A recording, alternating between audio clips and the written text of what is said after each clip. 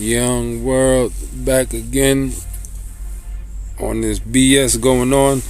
I'm sitting here thinking, was this whole thing with the drink champs, was this the drink champs and Nori's humiliation ritual to get brought into them doors to go to the next level?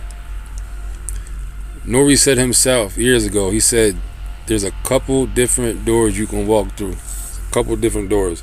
He said that himself because I can't sit here and believe that Nori isn't bright enough to know the kind of backlash that he was going to get by bringing Yeezy up on the show. We had already heard that he was saying some anti-Semitic stuff. Anybody who's in Hollywood, anybody who's in any type of entertainment, I'm talking about A-listers slash, like I told you the other day, A-lister is Alistair. Alistair Crawley, that's where A-lister comes from. So they call them A-listers in Hollywood. When you are A-lister, that means you are stamped by the machine.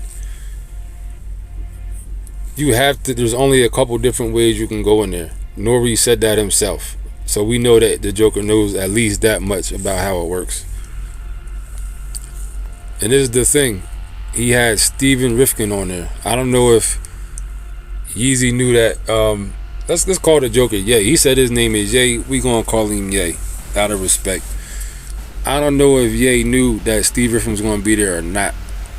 But I feel like Steve Rifkin being there was the stamp of approval to let anybody who knows what's really going on, like the other people in that community, letting them know that we are stamping Noriega and the drink champs to come into the A-listers because this was what the whole plan was about. You gotta know that I said this myself. I said it on the last video I did live earlier. I made it a point when I seen that it was going to be played, I put a notification to watch it as it was live. I made a point to watch it because I knew that they was going to end up having to take this thing down. I knew it, and Ye said it in the beginning of the interview. He was like, but are you going to even be able to run this interview?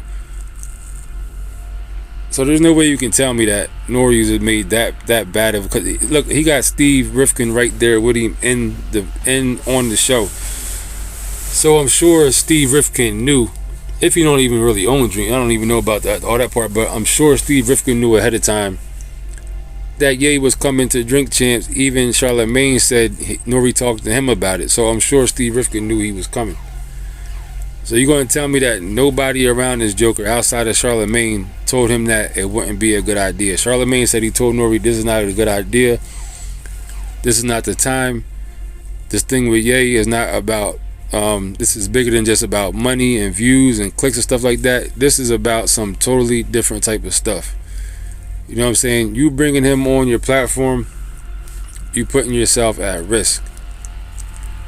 You putting yourself really at risk. You exposing yourself because they trying to silence this Joker. So you're going to bring him up there against what they trying to do. You already know that you're going to create an enemy yourself as an enemy to these people.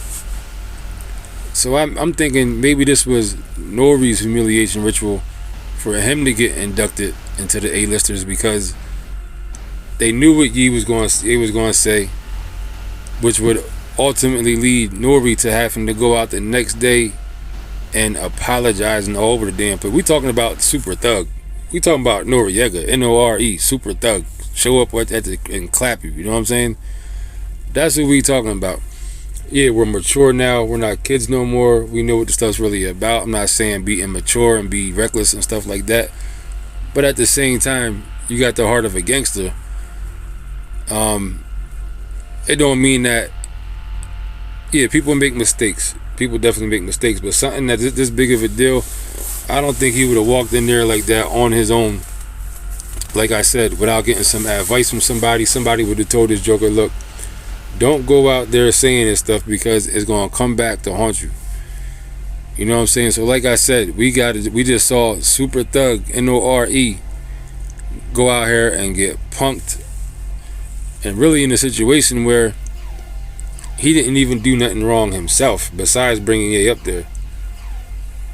If he wasn't ready for that heat, he shouldn't have went into that kitchen. He could have just, but the only redeemable way out of this for him, in my eyes, it would have been if he would have been like, look, I put the disclaimer up in the beginning of the show. I didn't say it. He said it. It is what it is. I gave him a platform because it's freedom of speech, and he should have just left it at that. You running all around the world apologizing.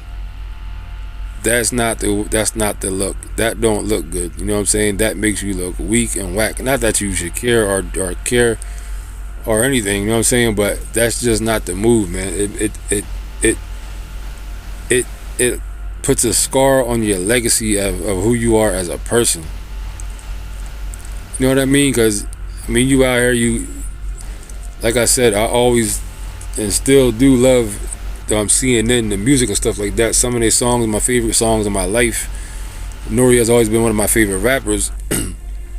But you can't really look like you'll show up, clap everybody, but then not be that way in a different type of way, because it's still, at the end of the day, it's being pulled from the same energy. Now it's saying that the energy you got ain't really about what it. I'm old enough to know now, at this day and age, if I was in a situation like Nori, somebody in his position making money, all this type of stuff, and I was faced with the same debacle as the thing with Yeezy coming on there, I'm mature and grown enough and have enough wisdom at this point in my life to where, if I was Nori, I'm saying I would have been like, no, I'm not going to do this interview, because I knew what it would bring. I would have knew ahead of time what it would bring, and I would know that I'm not built like that, in the sense of putting everything I got at risk, you know what I'm saying, to lose everything over this, because that don't make sense either. But at this day and age, you're supposed to already have been able to think about something like that. You're supposed to have already thought that already, you know what I'm saying? So it don't look good on Nori's part, man. It makes Nori look weak. It don't look good. It's painting him in a bad light. It's making him look like a culture vulture. Also, a lot of the stuff that Ye was saying on an interview, Nori wasn't really like, there was a lot of things Ye said that I felt like they should have been like, make some noise, and blew the horn, but they wasn't doing it at the right times. They kept trying to shine the light on ignorant niggatry, you know what I'm saying, stupid stuff. Ye was sitting there saying, look, I got beef with these people. This is not the time to be sitting there and trying to minimize it, like, oh, you don't really feel like that, you love them, and this is not the time for that. This is just monumental things going on in the world right now. It's bigger than, this is all past money. It's past all that type of stuff, you know what I'm saying? Or as far as money with views and shit like that, we're past all that with this. This is monumental stuff. So not only was Nori trying to the whole time redirect Ye's thoughts and trying to paint it into like a nicer picture and say this and that, he also had to go out here and apologize, went on an apology tour, the Humiliation ritual, and also that went to Breakfast Club and threw Ye under the bus. Threw him straight under the bus.